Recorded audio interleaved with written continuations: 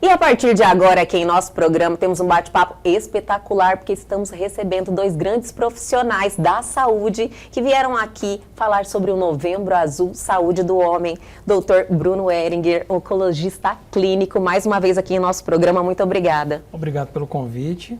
Fico muito feliz, inclusive, de trazer o nosso convidado, honroso convidado. Honroso! Olha, nós estamos muito felizes de receber o senhor aqui, Dr. Felipe Bouré, urologista, e veio pela primeira vez em um mês tão especial, então seja bem-vindo. Isso, obrigado. Pois é o nosso mês, né? Mês dos urologistas. Verdade. Né? Fico muito feliz de poder vir aqui discutir, né, a saúde do homem e compartilhar conhecimento. Compartilhar muito conhecimento, né, Isso. doutor? Um conhecimento adquirido aí diariamente, que eu acredito que o senhor pode compartilhar muita informação que transforme a vida das pessoas que têm a oportunidade de acompanhar esse programa hoje. Espero que sim. Doutor, o Novembro Azul, a gente pode iniciar falando desse mês tão importante, até mesmo porque a intenção é conscientizar a população masculina, né, de cuidar da sua saúde em geral. Geralmente o foco é no câncer de próstata, mas a gente pode falar de saúde do homem, doutor? O foco é próstata por conta da incidência, né, que é Sim. meio assustadora. É o segundo? É o primeiro, É o primeiro nos nos homens, homens. Né? Dos homens sim. é o primeiro. É como se fosse o câncer de mulher, no caso das mulheres. Por isso que, inclusive, é tão parecida a esse apelo da saúde para poder fazer essa prevenção primária. É o Outubro Rosa e o Novembro Azul. Mas, ao contrário da mulher, que, por exemplo, a mulher diagnosticada um câncer de mama, ela tem que estar tratada e curada em um prazo de 1, 2, 3 anos. Se ela não descobrir e tratar, infelizmente ela vai falecer. No câncer de próstata, não. Às vezes, não. Às vezes o paciente não vai ter problema de saúde nesse interino, ou às vezes vai. O câncer de próstata é um pouco mais complexo de raciocinar o tratamento. É uma doença muito heterogênea, né? E aí, por isso que o foco acaba sendo a próstata, porque é difícil, é muito incidente e difícil de tomar condutas. Sozinho, né? Por isso que existe a equipe multidisciplinar. Isso. Doutor Felipe, aproveitando a sua presença, pode nos falar qual que é a função da próstata? A próstata é um órgão que fica abaixo da bexiga, né?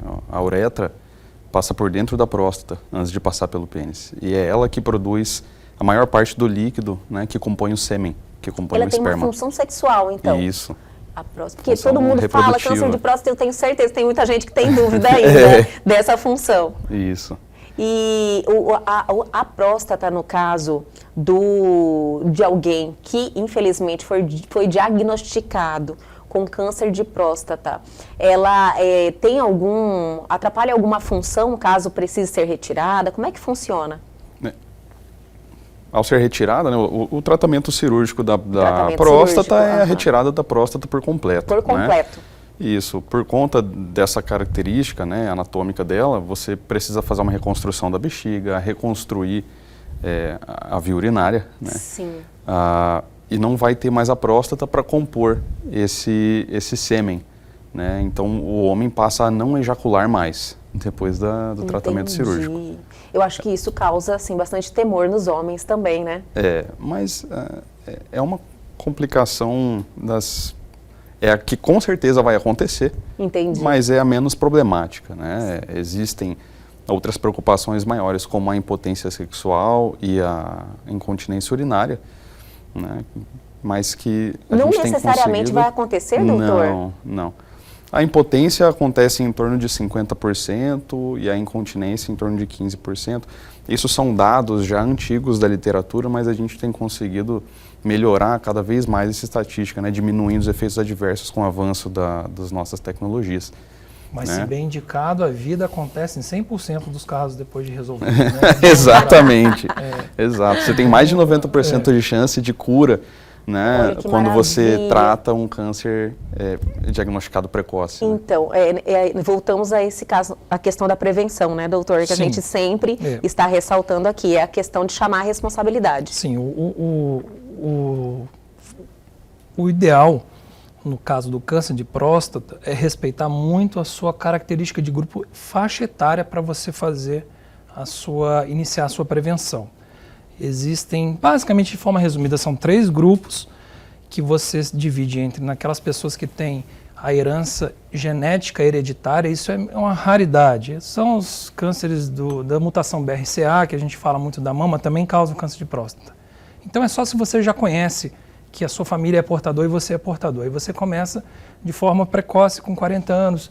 Depois, 45 anos é o segundo grupo, que é o mais comum da gente começar essa faixa etária. Raça negra, principalmente, que tem uma incidência um pouco maior de câncer de próstata, então é um fator de risco. E pacientes que têm um histórico familiar que não tem a ver com hereditariedade, mas você vê que a família é mais predisposta, são genes que a gente não conhece, não são hereditários, que a gente tem a noção, a gente também acaba começando aos 45. E, de forma geral, para o resto da população, 50 anos. Então, o câncer de próstata, ao contrário da gente ficar ensinando sinais e sintomas, fala assim, não, respeita a sua faixa etária, da sua classificação, para você ser convocado para começar o exame. E, por favor, não ache porque você não tem exame, né? Que a gente fala, não é porque você não tem sintomas que você não faz a sua prevenção. Quando você tem sintomas, é sinal de que o câncer já está invadindo alguma estrutura ali perto, né? Entendido. A próstata, ela é pequenininha, né? Mas ela é do lado de um monte de estrutura muito nobre no corpo. A próstata, ela é pequena? Bem pequenininha, né? Fala. Isso, quando a próstata é normal, ela é bem pequena. Entendi. Né? Do tamanho de uma noz, mais ou menos. Quando tem algum problema, ela fica aumentada? Existem doenças diferentes da próstata, tá? Isso é muito importante. Existe uma concepção equivocada, né, de que você passa a ter alguma dificuldade para urinar quando começa a ter sinais iniciais de câncer de próstata. Na verdade, os sintomas urinários são muito frequentes na hiperplasia benigna da próstata, né, que é uma doença muito frequente no homem também. O aumento do volume da próstata, né, por conta dessa relação anatômica dela, da uretra, faz com que você tenha alguma dificuldade para urinar, possa precisar acordar várias vezes à noite, né, para fazer xixi. Mas esses são os sintomas da doença benigna. O câncer de próstata, por conta da localização, né, e do comportamento, não tem uma ação sobre a micção.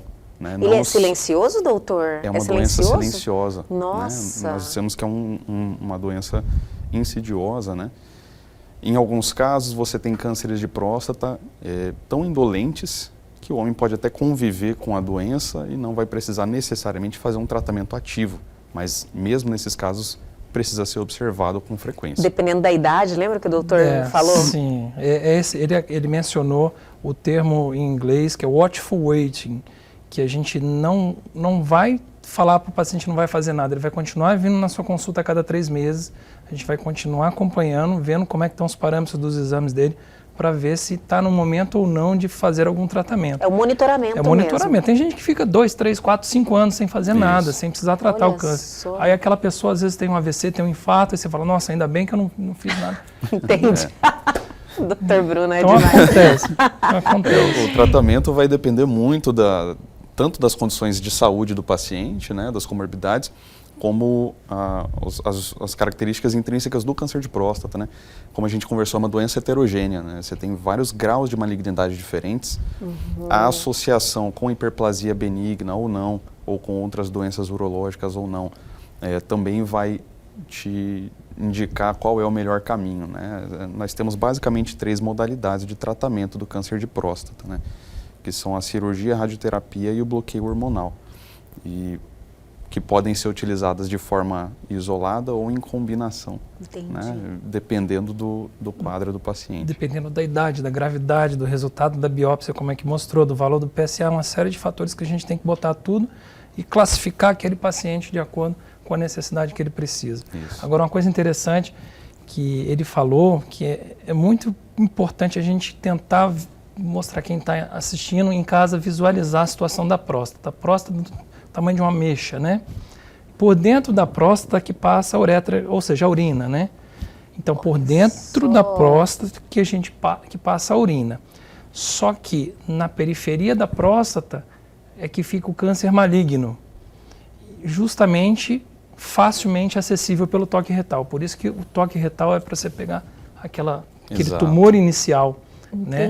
Não é pelos sintomas urinários, né, pelo toque retal. Por isso que a história da convocação da idade, e a pessoa que tiver essa noção de anatomia consegue explicar né, E a pessoa entender Isso. também com maior clareza. Exatamente. E também caímos naquela mesma colocação do doutor na entrevista passada, no ano passado, que o doutor falou da sexualização do exame de toque, né, doutor? No ano passado, a gente teve a presença do Dr. Boré Pai. Sim! Urologista pai. Doutor Boré Pai, com certeza. Exatamente. Inclusive veio aqui e compartilhou seu conhecimento perfeitamente e precisa retornar também, né, doutor? Precisa, mas agora nós o temos o doutor Felipe. Faz o convite também, né? Estende o nosso convite ao seu Isso, pai. estendo pra ele Desde voltar numa próxima março vez. deste ano, nós contamos com o Dr. Felipe na urologia aqui em Cuiabá.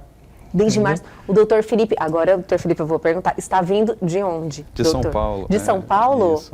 Olha, só morava lá e decidiu voltar para Cuiabá ou vir morar para cá? Eu sou cuiabano. É cuiabano? Mas, Olha que maravilha! Eu fiz minha formação lá, né? O treinamento em cirurgia robótica também, né? E voltei para cá agora para... Especialista em cirurgia robótica? Isso. E agora é o que está movimentando o mercado hoje em dia, né, doutor? Não é o mercado, né? Foi uma solução, né? Todos nós homens, quando a gente é menino, a gente ouve falar do câncer de próstata, a gente fala, um negócio tão pequeno, eu vou operar quando tiver. Você tem essa história, no leigo, Sério que isso né? existe? Não existe. A gente acha porque é pequeno é fácil. Não é uma cirurgia fácil, é uma cirurgia complicada, traz muito problema até o momento da robótica surgir. Então a robótica veio para resolver esse probleminha aí, que era muito grave para a gente quando tinha que operar. Eu não, né? Quando nossos pacientes tinham que operar. Sim. A robótica veio para solucionar isso aí. Foi uma facilidade, porque apesar de pequenininha, ela é dentro da pelve, lá no fundo, lá embaixo. Era difícil de visualizar, de fazer ressecção. Alguns cirurgiões brincam que a próstata é um órgão que não foi feito para ser tirado. Exatamente. Que fica Por escondido conta da ali. complexidade anatômica e dificuldade cirúrgica, né? Mas o robô veio para... O robô cirúrgico é a evolução da videolaparoscopia, né? Na cirurgia por vídeo convencional. Na cirurgia por vídeo, a gente faz pequenos furos no abdômen para introduzir pinças mais longas e delicadas. O robô tem pinças mais articuladas, com movimentos mais delicados. Essas pinças são controladas pelos braços robóticos e os braços robóticos são controlados pelo cirurgião que fica num console, né, do lado do paciente. E o robô, a câmera do robô tem uma magnificação da imagem, né? Você tem uma imagem tridimensional, diferente das cirurgias por vídeo convencionais, então você tem uma visualização muito melhor das estruturas. Você tem mais delicadeza dos movimentos para poder dissecar as estruturas. Então a gente consegue preservar muito melhor, né? Essa que é uma cirurgia do câncer de próstata, é uma cirurgia que a gente trabalha com estruturas muito delicadas. Os nervos erigentes, né, que vão até o pênis passam do lado da próstata. Tá? Então, por isso que tem essa complicação, essa preocupação com a potência sexual. Então, a gente consegue preservar muito mais estruturas na cirurgia robótica e nós temos resultados funcionais melhores, né? Olha que maravilha, que notícia maravilhosa. Tenho certeza que muitos homens vão ficar assim mais tranquilos, né, doutor? A partir do momento que tem esse conhecimento, que hoje está evoluído dessa forma, que tem esses recursos, né, na questão da cirurgia. O robô, ele teve uma outra, eu acho uma coisa magnífica que envolve na área dele da urologia. O câncer de rim, não é específico dos homens, obviamente, mas o câncer de rim, a partir de 2021, teve uma atualização de, enfim, um remédio que funciona para aumentar a chance de cura do paciente que é operado de um câncer de rim. Olha que maravilha. Que antigamente era só cirurgia, ou curava ou não curava, mas 50% das pessoas acabavam recidivando metástase e acabavam falecendo da doença. 50% era um número alto, né? Então não tinha um remédio que funcionasse para aumentar isso aí, que a gente chama de terapia adjuvante, né? Pós a cirurgia. Aí surgiu, em 2021 agora a gente tem um remédio para isso. Só que a classificação do paciente em forma de risco, que é o risco que responde ao remédio, ele é baseado na ressecção de linfonodos. Linfonodos, para câncer de rim, eles são atrás da barriga, né, que a gente chama ali do retroperitônio, próximo da veia cava, próximo da artéria aorta. São estruturas que você não pode jamais lesionar numa cirurgia. São os vasos sanguíneos mais calibrosos do corpo. Exatamente. Então, os linfonodos estão ali colados, às vezes literalmente colados ali. Então, a gente não tinha a amostragem cirúrgica do linfonodo para a gente saber se aquele paciente era candidato ou não ao remédio, para ver se aumenta a chance de cura. E aí agora o robô ele consegue também acessar esse trazer essa segurança, né, para acessar trazer essa segurança cirúrgica. E agora a gente está vendo uma amostragem linfonodal que é suficiente, a gente está conseguindo tratar melhor os pacientes, até para câncer que não é da próstata. Olha entendeu? que maravilha, sim. Que notícia Não, maravilhosa. falando sobre os tumores de rim, né, o uso da cirurgia robótica para os tumores de rim, a gente tem conseguido preservar muito melhor, né, o parênquima renal. Nem tira o rim todo, né? E isso, a premissa, né, da cirurgia do tumor de rim é você tentar preservar, sim, o rim e retirar apenas o tumor, quando é factível. Né? Quando não, você precisa retirar o órgão inteiro. A cirurgia robótica tem nos ajudado a fazer nefrectomias cada vez mais preservadoras, né? Olha que maravilha. E vamos dar aquela paradinha, mas é bem rapidinho, a gente já volta.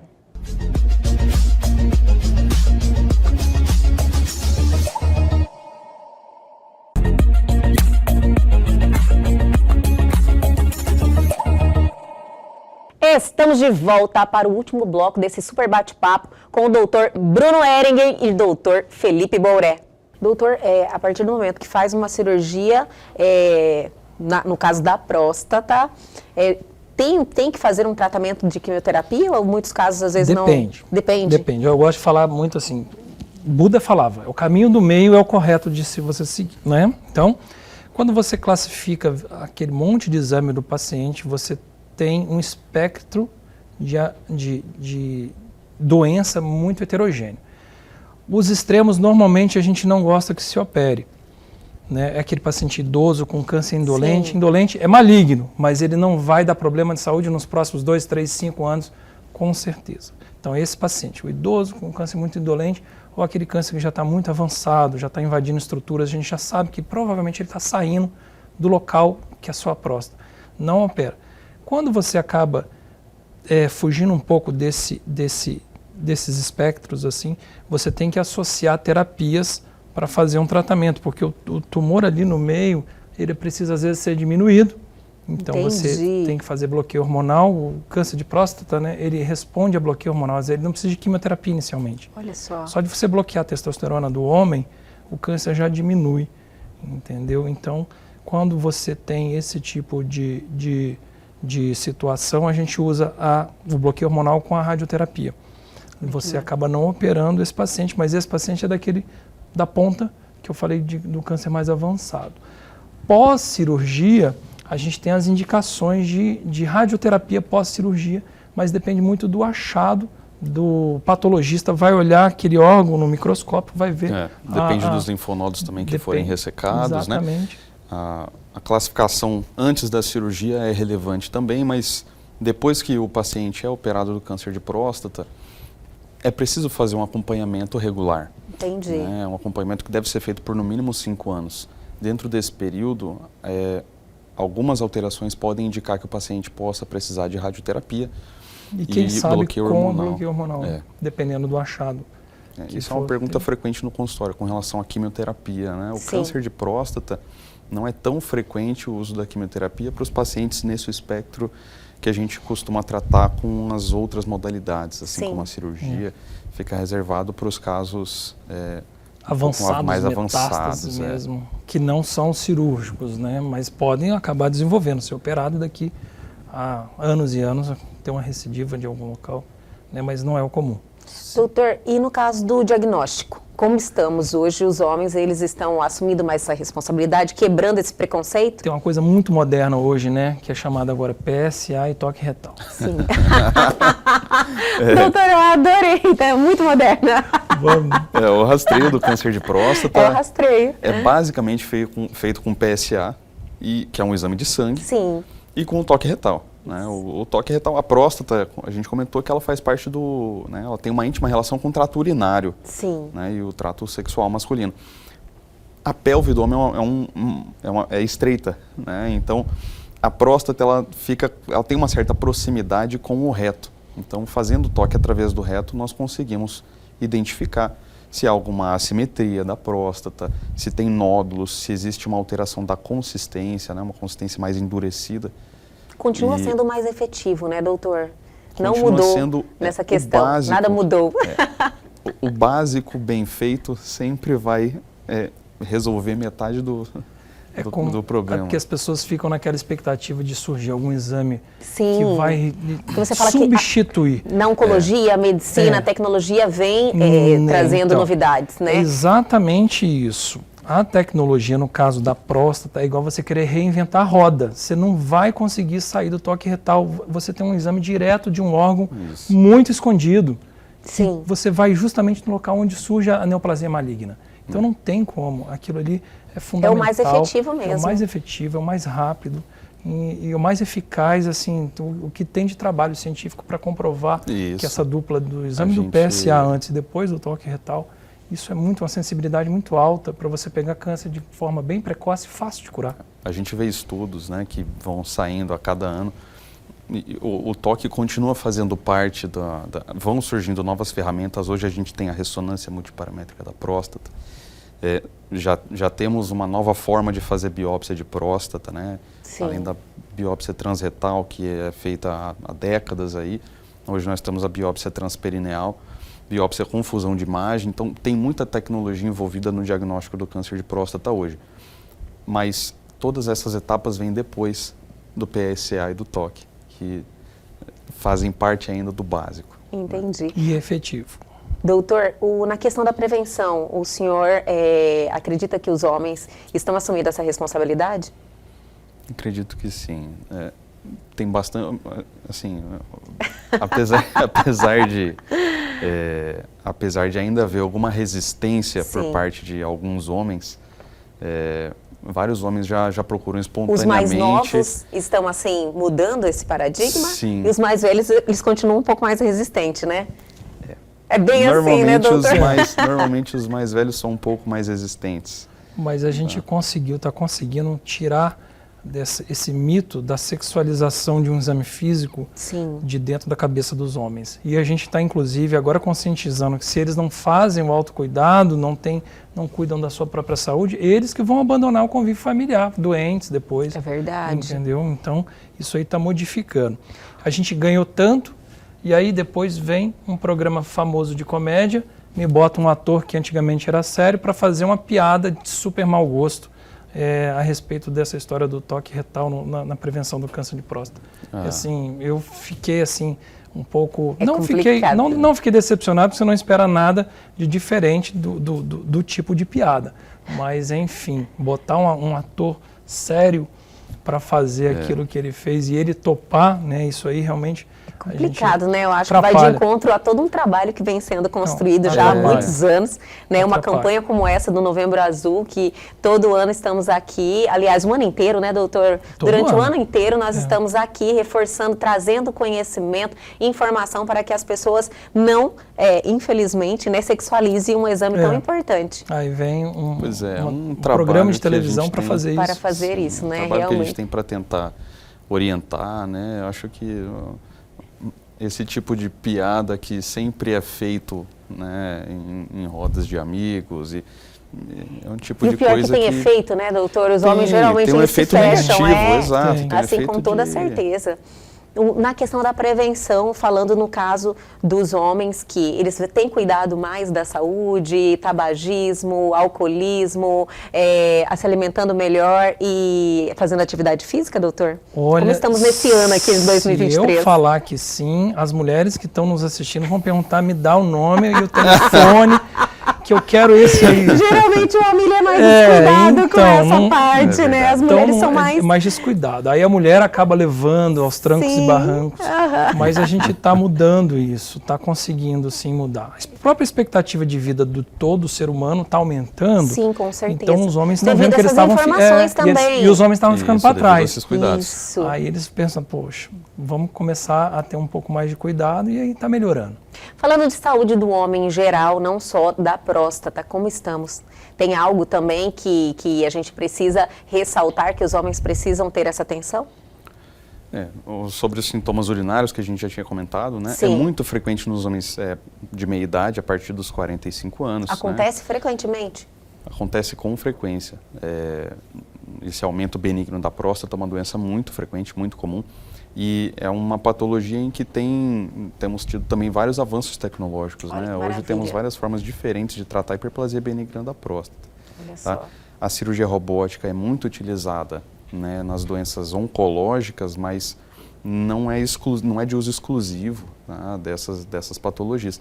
Nós conseguimos tratar também alguns casos de próstata aumentada por cirurgia robótica, né, algumas técnicas com o uso de laser endoscópico, então tem tido bastante avanço. Fala benigno, mas e a pessoa acha que, quem está ouvindo isso e nunca viu, acha que é algo que não traz impacto em qualidade de vida, mas traz um impacto imenso na qualidade de vida do homem. Não só na qualidade de vida, prostada benigna, né? Mas tem várias complicações. Com potencial grave. Morte, e de morte. E atinge um número importante de homens? Não, só todo mundo. Só todo mundo? Todo homem, em algum momento da sua vida, vai apresentar algum sintoma urinário decorrente de hiperplasia benigna da próstata. Olha só. Tá? É uma doença muito frequente. Quando a gente fala de câncer de próstata, 1 em cada 9 homens vai ter o diagnóstico em algum momento da vida. A hiperplasia benigna é ainda mais frequente. Tá? E tem algum sinal de alerta, doutor, da hiperplasia? São esses sintomas. São A dificuldade para urinar, urinar, né? Precisar ir ao banheiro várias vezes, ter que fazer esforço para urinar, né? Sentir que não esvazia a bexiga adequadamente, são sintomas de que o homem já fica assombrado, né? Falando, nossa, dependendo da idade e do seu histórico também, tanto familiar, né? Ou como seu estilo de vida também, né? Que é o que manda muito o nosso estilo de vida. Ele com certeza vai ficar perturbado acreditando que está com algum problema oncológico, né? No caso da próstata. O câncer, às vezes, existe sim já nesse homem. Se ele estiver na faixa dos 80, 90, com certeza ele já existe. Mas não quer dizer que ele vai te dar um problema de saúde. A próstata é diferente dos outros órgãos, né? Nesse quesito. Por isso que quem tem que avaliar se é perigoso ou não é a gente, fazendo a prevenção primária na época correta.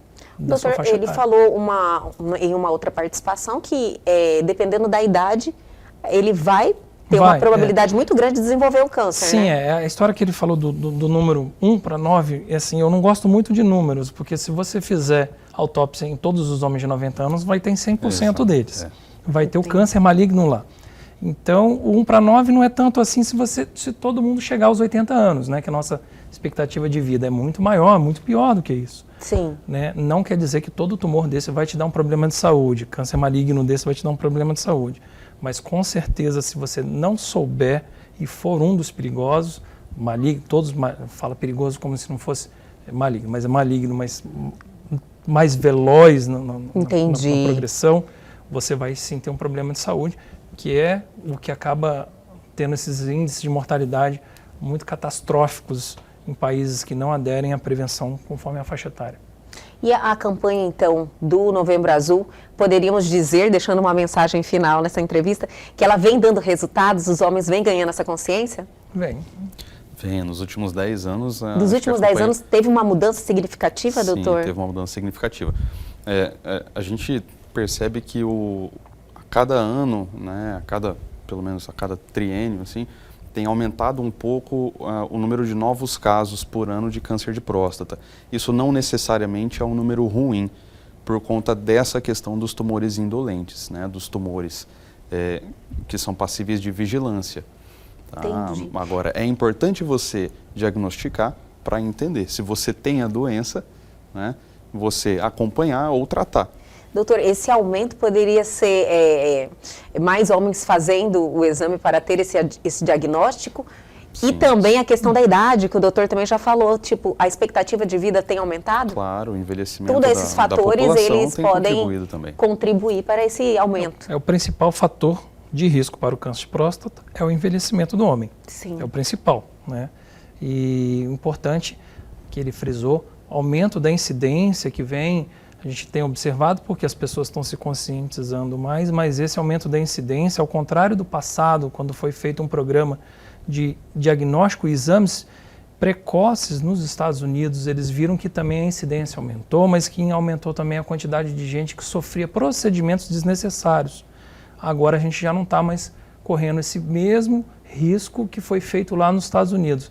Aí eles voltaram atrás e falaram, não pode ser feito fora da faixa etária que a gente está preconizando, é desse jeito que se faz, porque a quantidade de falsos positivos, né, e de pacientes que acabavam sofrendo procedimentos invasivos pela dúvida, Olha do que estava só. acontecendo, não compensou o benefício daquele aumento da incidência nos cânceres que eles conseguiram curar. Entendeu? Entendi. Agora não, a gente consegue aumentar essa incidência, mas raciocinando com calma a respeito do tipo de câncer que aquele paciente possui. Utilizando as novas tecnologias diagnósticas, a gente tem conseguido diminuir esse número, né, de overdiagnosing, né, esse superdiagnóstico dos pacientes com câncer. Exatamente. E também, para finalizar esse bate-papo sensacional, eu quero reforçar que o câncer de próstata, como o doutor falou, ele sendo diagnosticado precocemente, ele é tratável e não leva à morte, né? Na grande maioria. Grandes chances de cura. Grandes chances de cura, Grandes essa é a chances palavra. de cura nas fases iniciais. Sim, então você tem que entender a sua faixa etária, né? E respeitar a questão da genética, a questão também dos seus hábitos, né? Do seu estilo de vida e fazer os seus exames periodicamente. Exatamente. Então, doutor Bruno Ehringer, mais uma vez, muito obrigada pela sua participação. Quero agradecer também ao doutor Felipe Bouré, urologista. Quero te convidar para retornar ao nosso programa novamente e a gente estabelecer mais uma pauta, trazendo aí informações para os homens, né? Trazendo essa responsabilidade para que eles preventivamente cuidem da sua saúde. Agradeço o convite. Aceita o convite? Aceito. Então já vou marcar a entrevista. Doutor Felipe, obrigada pela sua participação e até a próxima. Obrigado, até a próxima.